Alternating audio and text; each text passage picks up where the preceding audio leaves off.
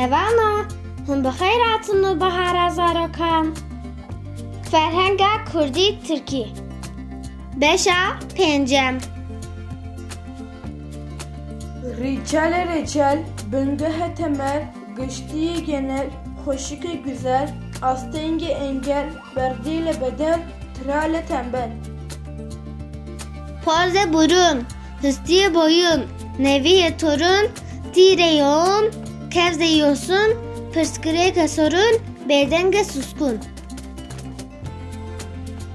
Dase orak, sire sarımsak, derbende yasak, nızma alçak, kaçağı kaçak, kere bıçak, teyareye uçak. Kundire kabak, havre kavak, karşına kayak, lehistine dayak, nige ayak, fakat tuzak, şehe tarak.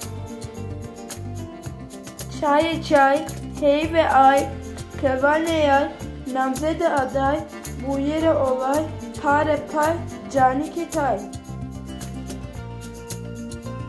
Xoydanke tuzluk, hütüke yumruk, morike boncuk, verşiye kusmuk, teriye kuyruk, friye çokluk, valahiye boşluk. Milyakete melek, feleke felek, tufrengi çilek, lekleke leylek, pişeye meslek, bezra ve özlek, eyleke yelek.